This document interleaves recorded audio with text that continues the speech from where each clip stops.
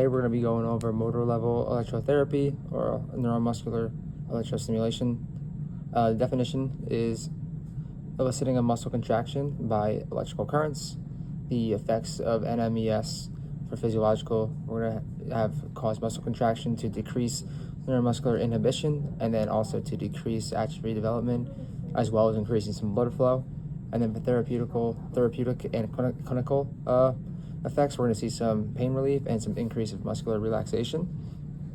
And regarding indications of NMES, we are going to want to use this for residual or chronic muscle spasm.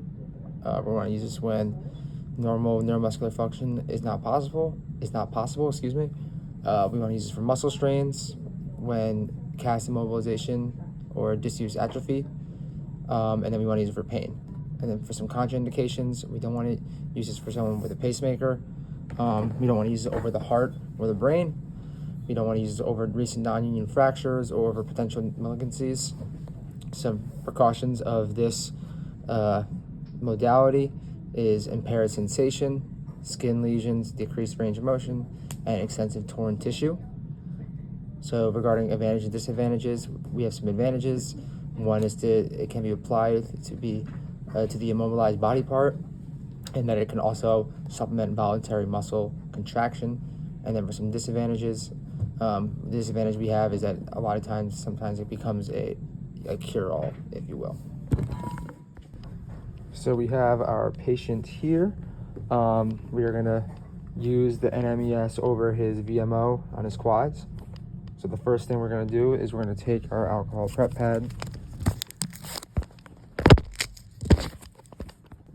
and we are gonna wipe down the area. Next thing we're gonna do is we're gonna turn on the machine. The machine's turning on.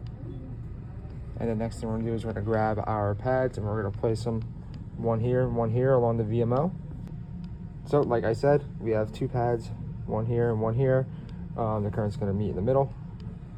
First thing we're gonna do is we're gonna go to our machine. We're gonna click biphasic, and now we have our screen here. It tells us our parameters. So we are gonna want to make our ramp. We're gonna want to make it 2.0, as the recommendation is 2 to 3. We are gonna actually keep our ratio at 10 to 30. We're gonna keep this at normal, and we're gonna click the time mode, and we're gonna want to make our pulse rate at 60, as the recommendation is 50 to 70. So we're gonna go right in the middle there. And then from here, we have all our parameters set. So we're gonna wanna up the intensity. So we're gonna wanna go until and ask the patient once they start to feel something.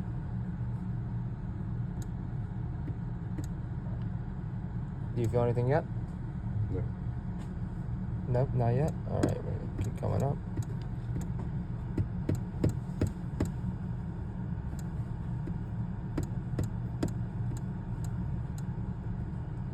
Feel a little bit? Feel a little bit. All right. Keep going. Patient says we can keep going.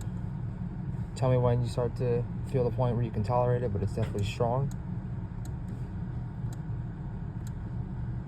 That's good.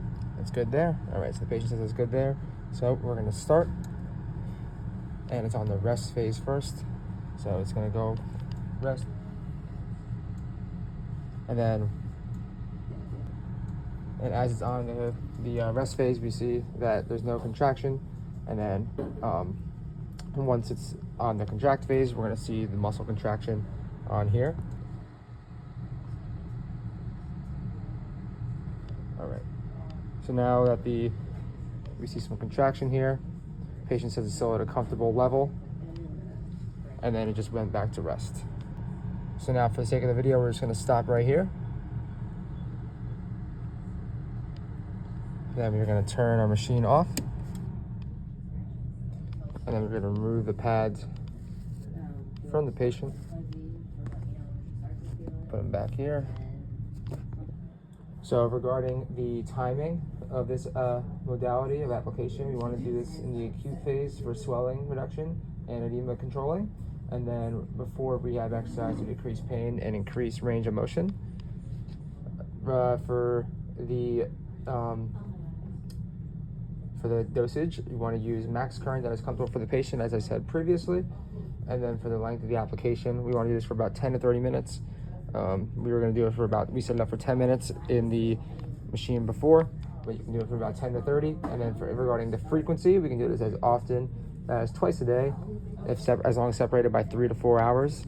And then duration, we want to continue this until our rehab goals have been reached. Thank you.